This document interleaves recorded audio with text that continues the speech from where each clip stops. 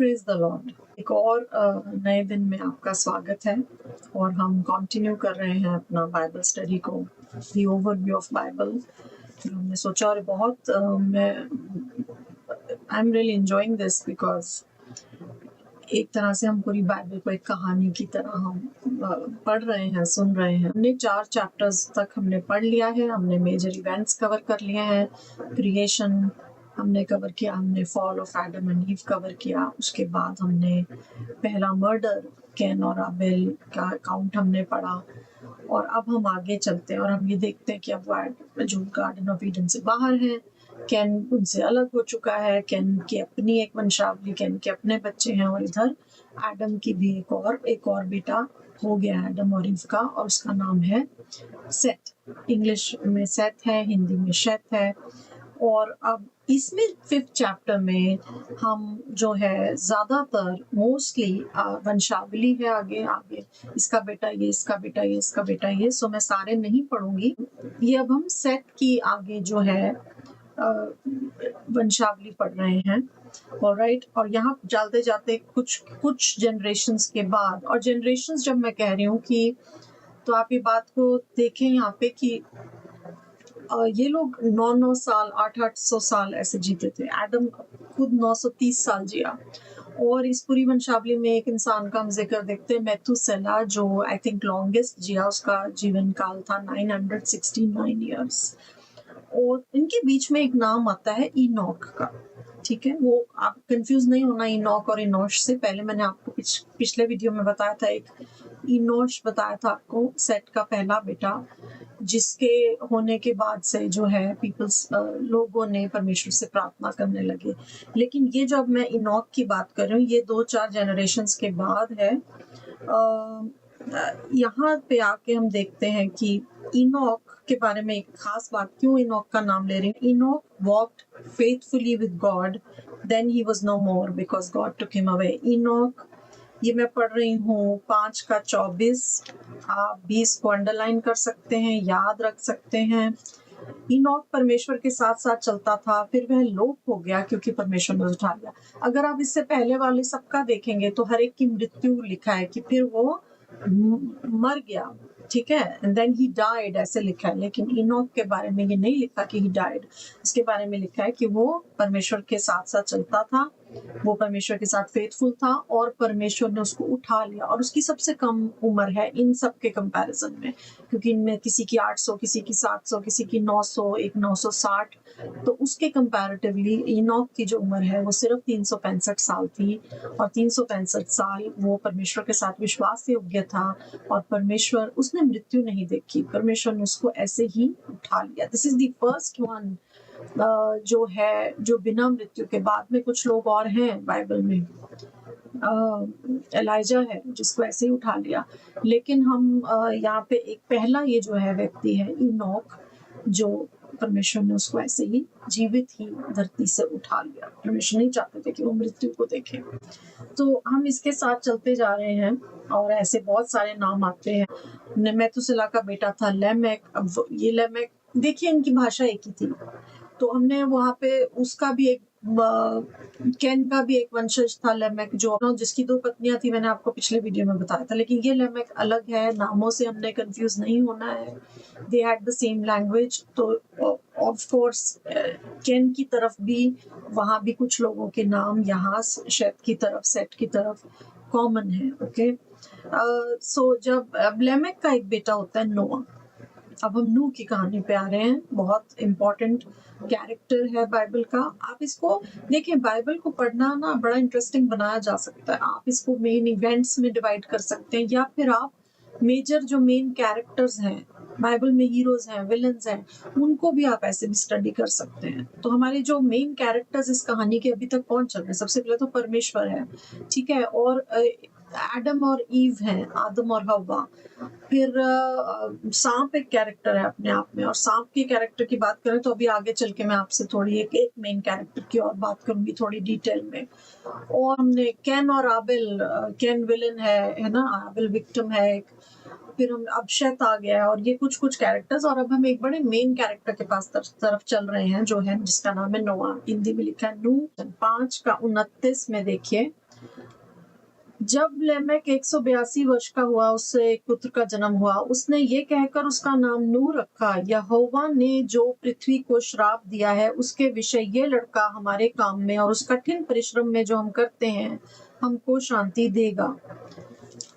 आपको याद है कि जब उनको पनिशमेंट मिली थी तो अर्थ को भी बोला गया था कि नाउ द ग्राउंड, एडम को बोला ground is cursed because of you, तेरी वजह से अब धरती श्रापित है और ये अब तेरे लिए ऊंट कटारे उगाएगी, उपजाऊ नहीं होगी उसका, राइट। लेकिन यहाँ पे नूह के जन्म के समय उसके पिता लेमेक ने एक प्रोफेसी, एक भविष्यवाणी की तरह कहा कि अब ये जो बच्चा है ये हमें पृथ्वी का जो श्राप है उससे हमारे को छुड़ाएगा। मतलब अब हम आगे देखेंगे कि कैसे नूह के थ्रू कैसे पृथ्वी का जो श्राप है वो खत्म हो जाएगा, जो परमेश्वर ने इनिशियली दे दिया था पृथ्वी को उस वक्त। ठीक है, ये बात को आप ध्यान रखें। 5:29 को आप चाहें तो अंडरलाइन कर लें, मैंने किया हुआ है। अब नोआ के आगे तीन बेटे होते हैं, 3 संतानें हैं, इनके नाम इम्पोर्टेंट है याद रखने के लिए। एक बेटा है शेम, एक है हाम, एक है जाफेत। हिंदी में येपेत लिखा है, इंग्लिश में जेपेत लिखा है। जब ये अब मनुष्य बढ़ते जा रहे हैं, इनके परिवार बढ़ रहे हैं, बेटे बेटियां पैदा हो रहे हैं। When human beings began to increase in number on the earth and daughters were born to them, उनकी बेटियां थी, ठीक है। Sons of God saw that daughters of human were beautiful and they married any of them they chose. ये sons of God कौन है? फरिश्ते, स्वर्गदूत। जी हाँ, स्वर्गदूत जो थे, जब उन्होंने देखा मनुष्य की बेटियों को तो उनको खूबसूरत लगी, सुंदर लगी और वो उनके साथ शादी करना चाहते, मतलब उनके साथ रहना चाहते थे, उनको पाना चाहते थे अपने लिए। उनको अच्छी लगी, सुंदर लगी। ये स्वर्गदूत कौन है? ये आप कहोगे कि परमेश्वर के स्वर्गदूत इस तरह का काम। अब मैं यहाँ पे आपको उस कैरेक्टर की बात करती हूँ। आपको याद है कि शुरू में मैंने कहा जब सर्प ने लिखा है कि सर्प धूर्त था और परमेश्वर ने आदम से ये भी कहा था कि तुझे आदम की रक्षा करनी है। तो मैं कह रही थी कि रक्षा किससे करनी है, या सर्प धूर्त कैसे था पर में, कहाँ से ये इविल इन्फ्लुएंस आ रहा था? शैतान जो है वो यहाँ पे प्रेजेंट था। कैसे प्रेजेंट था, इस बारे में थोड़ी सी बात करेंगे। देखिए, शैतान जो है, शैतान की तरह ही नहीं क्रिएट हुआ था। बाइबल हमें बताती है कि शैतान जो है वो परमेश्वर का एक बहुत ही अनॉइंटेड मुख्य एक स्वर्गदूत था। बाइबल एग्जैक्टली शैतान का नाम, जब वो स्वर्गदूत था, उसका नाम लूसीफर नहीं बोलती है, कहती है।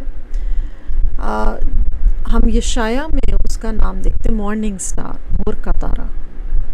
यशाया 14वें अध्याय में हम उसको ये देखते हैं। लूसीफर जो है वो एक लैटिन टर्म है, किंग जेम्स वर्जन में लूसीफर शब्द का इस्तेमाल किया गया है, बट शैतान का जो जिक्र है जब वो फरिश्ता था तो मॉर्निंग स्टार कह के, भोर का तारा, इस तरह से अलग अलग नामों से उसके बारे में बात की जा रही है।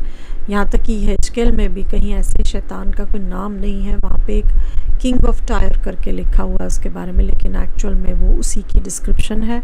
और स्वर्ग में था वो एक समय परमेश्वर के पास, लेकिन उसके अंदर घमंड आया। और जहाँ पे हमने शुरू में एक ये भी देखी थी बात कि वो, मैंने कहा था आपको कि वो देखो ईव को क्या कह रहा है कि वो हमेशा से परमेश्वर के समान बनना चाहता है और वो अपनी वही इच्छा ईव के अंदर ट्रांसफर कर रहा है। स्वर्ग में एक विद्रोह उसकी तरफ से हुआ और परमेश्वर ने फिर उसको वहां से निकाल दिया। ये सब हम जो वचन हैं ये हम यशाया 14 में भी देख सकते हैं इसका अकाउंट। ठीक है, हम प्रकाशित वाक्य के 12वें अध्याय में भी हम एक जिक्र आता है कि रिबेलियन का जिक्र आता है, विद्रोह का जिक्र आता है कि वहां से फिर किस तरीके से एक पूरी स्वर्ग में एक स्वर्गदूतों के बीच में एक लड़ाई हुई। जो परमेश्वर की तरफ स्वर्गदूत थे उस बैटल को लीड कर रहा था माइकल एंजल, और ये इधर से ये लूसीफर, और लूसीफर के साथ कुछ स्वर्गदूत जुड़ गए और ये पूरी एक लड़ाई हो रही है स्वर्ग में। और फिर जब वो एक क्लियरली इस तरह से, वहां प्रकाशित वाक्य में क्लियरली ऐसे नहीं लिखा कि उसके साथ फरिश्ते गिरे, लेकिन लिखा है कि ड्रैगन जब गिरा तो उसके साथ 1/3 सितारे जो है गिर गए। और ये माना जाता है कि वो रेफरेंस है उन फॉलन एंजल्स का, उन स्वर्गदूतों का जो उसके साथ विद्रोह में उसको फॉलो करके उसके साथ ही वो भी हेवन से, स्वर्ग से निकाल दिए गए। तो ये कुछ स्क्रिप्चर्स हैं, आप नोट करें। यशायाह 14 में, हिजकेल 28 में, प्रकाशित वाक्य 12 में। इनको आप जब आपको समय मिले आप पढ़ें। और कैसे पता चलता है, यीशु मसीह ने भी तो कहा लूका 10 में, लूका के 10 और 18 में यीशु मसीह ने कहा कि मैंने शैतान को बिजली की तरह गिरते देखा स्वर्ग से, आसमान से। I saw Satan fall like lightning from heaven. अय्यूब की जो पुस्तक है उसका 38 वचन 4 से 7 हमें ये बताता है कि फरिश्ते जो स्वर्गदूत हैं उनकी क्रिएशन परमेश्वर ने पृथ्वी से पहले की थी।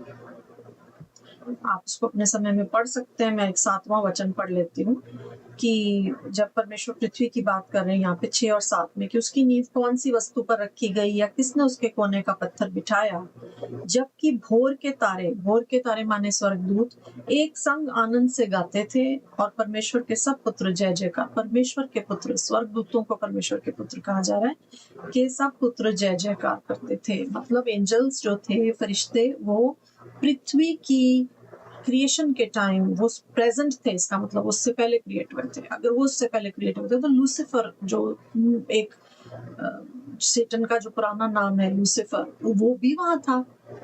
ठीक है, अब मैं ये नहीं कह रही वो इसमें था जो जय जयकार कर रहे थे, लेकिन इस टाइम पे पृथ्वी की क्रिएशन के टाइम लूसीफर क्रिएट हो चुका था, लेकिन लूसीफर हेवन से निकाला भी जा चुका था। अब वो कितना टाइम डिफरेंस है उसकी अपनी क्रिएशन में, एंजल्स के क्रिएट होने में और उसके बाद लूसीफर की फॉल में, ये बाइबल में क्लियरली मेंशन नहीं है कहीं पे भी। लेकिन इतना जरूर पता है, क्लियरली पता है कि angels were created before earth, so Lucifer was created. और फिर ये भी हमें मालूम है कि जो वहां से उसको स्वर्ग से निकाल दिया गया उसके विद्रोह के कारण, क्योंकि वो परमेश्वर के समान बनना चाहता था। और उस वक्त वो अपने साथ, उसके साथ कुछ और स्वर्गदूतों ने शायद उसका साथ दिया और उसके साथ वो भी निकाले गए, जिनको फॉलन एंजल्स कहा जाता है। तो यहाँ ये जो सन्स ऑफ गॉड है, परमेश्वर के पुत्र, ये वो फॉलन एंजल्स हैं जो उसके साथ निकाले गए थे। तो इस तरीके से वहां पे क्यों वो रक्षा करनी जरूरी। परमेश्वर का जो वो एक वचन है ना कि आदम को कहना कि तुझे इसकी रक्षा करनी है, उससे पता चलता है कि उस टाइम तक लूसीफर जो है वो शैतान बन चुका था और उसको परमेश्वर स्वर्ग से निकाल चुके थे। उससे रक्षा करनी थी और उसी की वजह से वो सर्प के अंदर जो है वो धूर्तता का स्वभाव था, आ गया। उसने उसको इन्फ्लुएंस किया, कंट्रोल किया। ह्यूमन को डायरेक्टली नहीं कहा। आप एक और बात समझिए यहाँ पे, बहुत इंटरेस्टिंग, ब्यूटीफुल। देखिए, मैंने आपसे शुरू में कहा था कि परमेश्वर जो है गॉड स्पिरिट, ये हम यूहन्ना की पुस्तक में पढ़ते, यूहन्ना के सुसमाचार में पढ़ते हैं। शैतान भी एक आत्मा है और पृथ्वी का अधिकार मनुष्य को दिया है। वो मनुष्य को सीधे सीधे कंट्रोल नहीं कर सकता था। सर्प जो था वो एक एनिमल था, गॉड की क्रिएशन था, लेकिन वो परमेश्वर की उत्तम सृष्टि नहीं था। उसको और उसके पास अधिकार नहीं था पृथ्वी का। उसको शैतान ने कंट्रोल कर लिया, काइंड ऑफ आप कह लो पोजेस किया, कि उसके थ्रू वो बोला, आके हवा से, ईव से बातें कर रहा था सर्प को इस्तेमाल करके।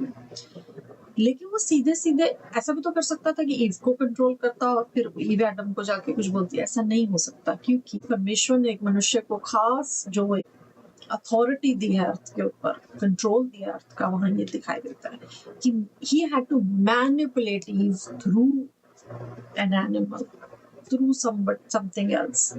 खुद उसको ऐसा जैसा अभी क्या हुआ, उसको उनसे वो अधिकार छीनने के लिए या उनकी फॉल के लिए उसको मैनिपुलेट करके अल्टीमेटली उसको उसकी कंसेंट चाहिए थी। परमेश्वर ने इंसान को फ्री विल दिया है। शैतान मेरे आपके जीवन को मैनिपुलेट नहीं ऐसे नहीं कर सकता जैसे हॉरर मूवीज में दिखाते हैं कि बस वो इंसान तो कुछ गलत नहीं कर रहा, लेकिन उसके घर के अंदर मतलब सब कुछ हो रहा है। किसी ना किसी तरह से, जाने अनजाने से, वो हमें भरमा के, he needs human beings consent. उसको इंसान की, मनुष्य की जो है हाँ चाहिए, अग्रीमेंट चाहिए हमारी लाइफ में घुसने के लिए, हमारी लाइफ में कुछ भी। उसको शैतान जो है, आज शैतान ह्यूमन को, इंसान को, मनुष्य को डिस्ट्रॉय जो करता है, मनुष्य का ही इस्तेमाल करके करता है और हमेशा से कर रहा है।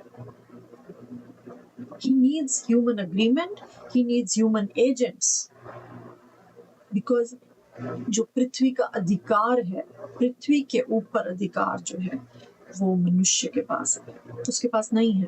तो यहाँ पे ये फॉलन एंजल्स की बात हो रही है कि परमेश्वर के पुत्र माने कि फॉलन एंजल्स वो शैतान के साथ थे। उन्होंने जब स्त्रियों को देखा, जब आदम की बेटियों को देखा, तब उनको वो बड़ी सुंदर लगी और वो उनके साथ संबंध बनाना चाहते हैं और वो उनके साथ उन्होंने संबंध बनाए। तीसरे वचन में परमेश्वर कहते हैं, मेरा आत्मा मनुष्य से सदा विवाद करता ना रहेगा, क्योंकि मनुष्य तो शरीर ही है, कार्नल, फ्लैश।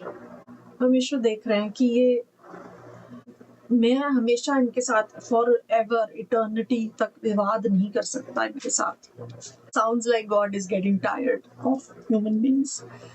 एनीवे, बट परमेश्वर ने कहा इनके साथ मैं हमेशा विवाद नहीं करता रहूंगा, क्योंकि मनुष्य तो शरीर है, उसकी आयु 120 वर्ष की होगी। जैसे मैंने आपको पहले बताया कि ये पहले जितने भी ये हमने देखे हैं, इतने ये 9-9 साल जीते थे, उनका जीवन काल बहुत लंबा था।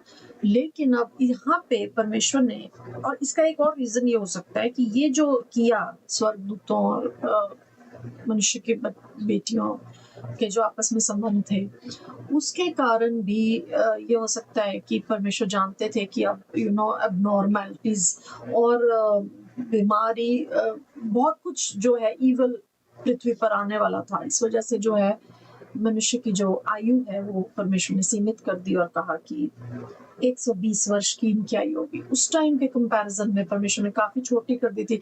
आज के हिसाब से हम कहेंगे 120 वर्ष ये तो बहुत लंबा है लेकिन वहां पे जब ये 800-900 साल जीते थे तो परमेश्वर ने इनको काफी लिमिट किया। लेकिन इसके बाद भी हम देखेंगे कि उसके बाद भी इनको बहुत समय लगा इस लिमिटेड एज तक जाने में, क्योंकि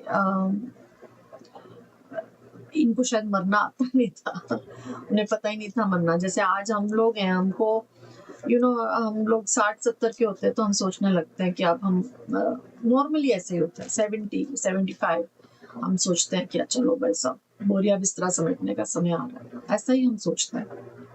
हम कहने लगते हैं अरे अब तो हम बूढ़े हो गए, क्योंकि हम देख रहे हैं, हम हर एक को देख रहे हैं कि 80 का हुआ ना, कोई 90-100 तक जीता है तो हम कहते हैं अरे वाह कितना लंबा जिया। उनके साथ ऐसा एक्सपीरियंस था नहीं, उनको मरना नहीं आता था, मुझे ऐसा लगता है, तभी वो जीते रहे। तभी उनको बड़ा समय लगा, शैतान को बहुत समय लगा उनको कन्विंस करने में बीमारियों के थ्रू या किसी भी चीज से कि मतलब एक्सेप्ट करना कि हाँ मैं बीमार हूँ, मैं बूढ़ा हो गया, मुझे मरना है, या मैं बूढ़ी हो गई। मुझे नहीं लगता कि उनको दैट्स जस्ट अ थॉट, ऐसा कोई मैं फैक्ट नहीं बोल रही हूँ। और यहाँ पे एक और वचन लिखा है 6:4 में हम देखते हैं, Nephilim were on the earth in those days. Nephilim means दानव, जायंट्स। उस समय जो थे वो पृथ्वी पर प्रेजेंट थे। ये कहाँ से आए थे?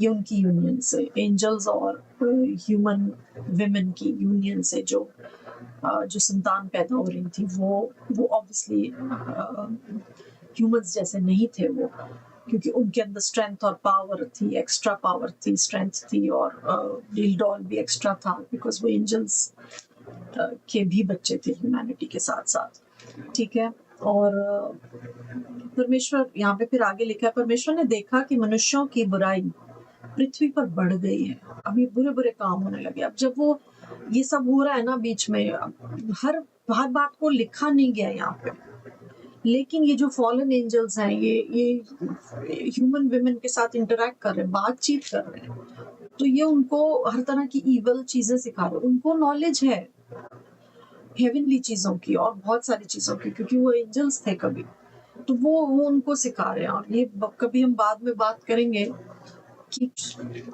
साल पहले साइंस ने जाना कि अच्छा ऐसे है वैसे है, तो उस समय कैसे मालूम था लोगों को इतना कुछ? और ये नॉलेज जो है ये इन फॉलन एंजल्स ने ह्यूमैनिटी को दी और मैनिपुलेट करने के लिए कंट्रोल दे। सेटन का एजेंडा क्या है?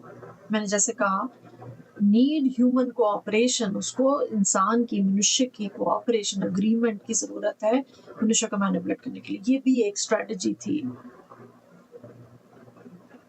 राइट? फॉलन एंजल्स उसकी आर्मी है। परमेश्वर कहते हैं कि मनुष्य के मन के विचार बुरे ही हैं, सब कुछ मतलब बुरा ही सोचता है मनुष्य। और ये तब भी नहीं था, सिर्फ आज भी मैं अगर आपसे कहूँ, अगर हम कभी कुछ अच्छा सोचते भी हैं ना, तो ये हमारी कैपेबिलिटी नहीं है। हमारा जो फ्लैश है, हमारा जो सेल्फ है, नेचुरल सेल्फ है, वो अच्छा नहीं सोच सकता।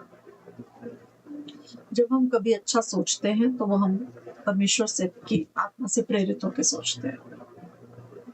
मनुष्य के स्वभाव में यहाँ लिखा है कि निरंतर बुरे ही विचार हैं, ठीक है?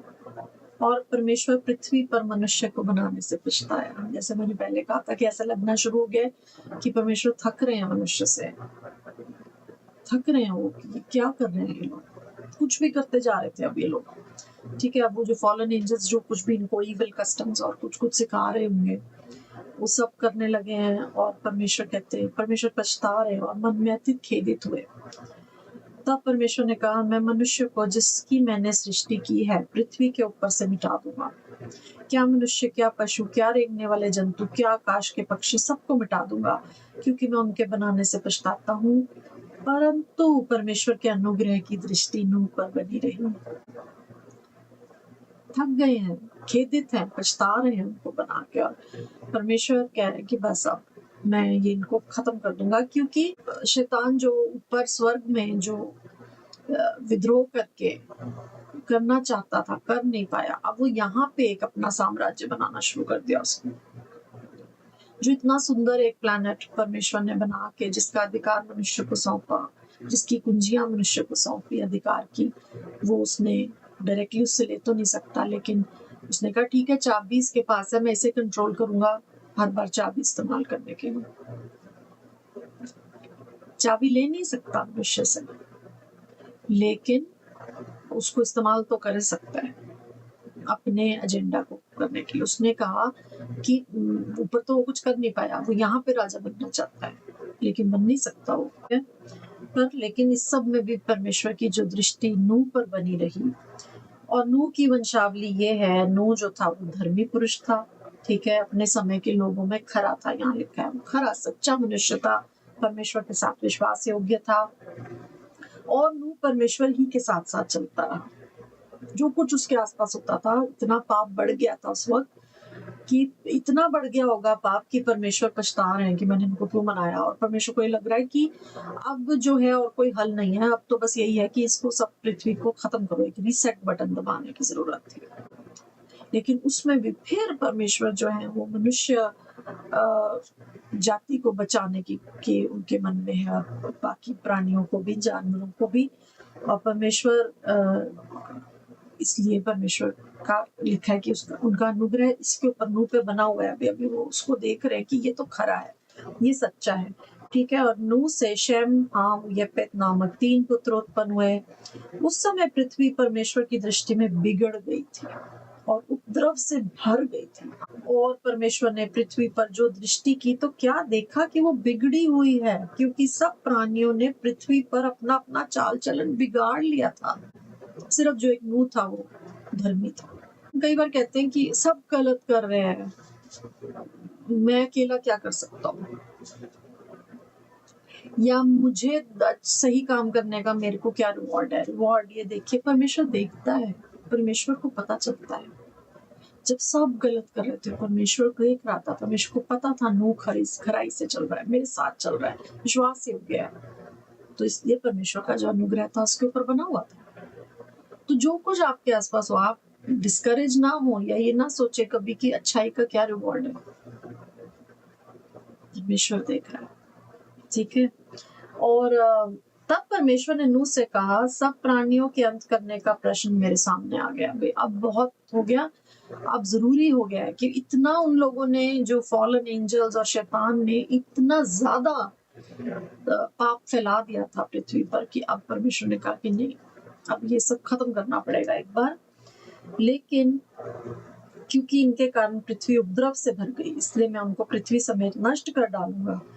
अब तू इसलिए, और फिर उसको एक इंस्ट्रक्शंस देते हैं, उसे कहते हैं कि तू अपने लिए एक बड़ा सा जहाज बना, इंग्लिश में आर्क लिखा है, और फिर उसको उसकी इंस्ट्रक्शंस देते हैं कितनी लंबाई कितनी चौड़ाई, उसके किस तरह से उसको बनाना है। एंड 17वें वचन में देखिए, 6:17 में, मैं पृथ्वी पर जल प्रलय करके सब प्राणियों को जिनमें जीवन का प्राण है आकाश के नीचे से नष्ट करने वाला हूँ, और सब जो पृथ्वी पर हैं वो मर जाएंगे, परंतु तेरे संग मैं वाचा बांधता हूँ। वाचा मीन्स प्रॉमिस, कवेनेंट बांधता हूँ, इसलिए तू अपने पुत्रों, स्त्री और बहुओं समेत जहाज में प्रवेश करना, और सब जीवित प्राणियों में से तू एक एक जाति के 2-2 अर्थात नर और मादा जहाज में ले जाकर अपने साथ जीवित रखना। God is putting, he's about to press the reset button, but वो दोबारा सृष्टि क्रिएट करना चाह रहे हैं।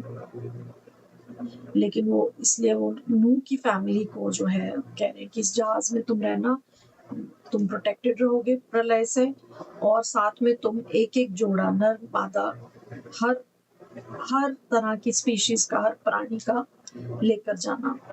ठीक है, एक जाति के पक्षी, एक एक जाति के पशु, भूमि पर रेंगने वाले सब खुद तेरे पास आएंगे, 2-2 करके पेयर्स में तेरे पास आएंगे वो, कि तू उनको जीवित रख सके। उनके लिए भांति भांति का भोजन पदार्थ जो खाया जाता है उनको तू लेकर अपने पास इकट्ठा कर रखना, जो तेरे और उनके भोजन के लिए होगा। परमेश्वर की आज्ञा के ही अनुसार उन्होंने किया। Praise the Lord.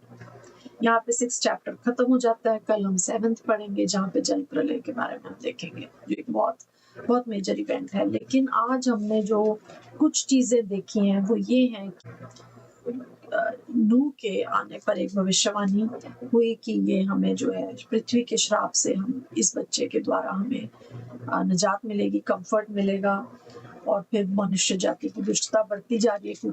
और मैंने आपको ये भी बताया कि एंजल्स जो हैं, मैंने आपको वचन से दिखाया कि अय्यूब जो है, अय्यूब की किताब उसका 38 में हम देखते हैं कि जो स्वर्गदूत थे वो पृथ्वी की क्रिएशन से पहले बने होंगे, क्योंकि वहां पे लिखा है कि वो जब पृथ्वी की नींव डाली जा रही थी तो वो सब जय जयकार कर रहे थे, इसका मतलब वो थे पहले से। ठीक है, और जो शैतान है वो हमेशा से शैतान नहीं था, वो परमेश्वर का एक बहुत ही अनॉइंटेड फरिश्ता था, स्वर्गदूत था, और लेकिन उसने एक स्वर्ग में एक रिबेलियन किया जिसके ऊपर बहुत स्क्रिप्चर है, उसको निकाल दिया गया था वहां से, और फिर अब वो निरंतर कोशिश तब से कर रहा है पृथ्वी के ऊपर अपना साम्राज्य बनाने की। पृथ्वी की कुंजियां, पृथ्वी के अधिकार परमेश्वर ने इंसान को दिया है, इसलिए शैतान पृथ्वी पर कुछ भी करने के लिए शैतान को मनुष्य की कोऑपरेशन की जरूरत है। वो आपकी अग्रीमेंट के बिना आपके जीवन में हलचल नहीं कर सकता। आप कहेंगे मैं क्यों अग्री करूंगा शैतान के साथ। हम बहुत सारी ऐसी एक्टिविटीज में पार्टिसिपेट करते हैं जिससे हम शैतान के साथ अग्री करते हैं। हम कभी फिर आगे डिटेल में बात करेंगे, but this is the crux, this is the summary. और हमने 6 चैप्टर बाइबल के पढ़ लिए हैं। आइए प्रार्थना करते हैं। परमेश्वर पिता, हम आपका धन्यवाद करते हैं इस वचन के लिए। प्रभु आप अंडरस्टैंडिंग दें, अपने वचन को पढ़ने की और ज्यादा भूख प्यास दें, और परमेश्वर अपने वचन को के अंदर की प्रभु छिपी हुई मिस्ट्रीज को प्रभु आप हमें रिवील करें जब हम इसको पढ़ते हैं। आपका धन्यवाद करती हूँ अपने परिवार के लिए और सुनने वाले सब परिवारों के लिए आशीष मांगती हूँ। आप प्रभु जी हम पे अपनी दया बना के रखें। यीशु मसीह के नाम से इस दुआ को मांगते हो, आप सुने और कबूल करें। आमीन। Thank you again for your time. आप सबको बहुत सारी blessings. God bless you. Bye.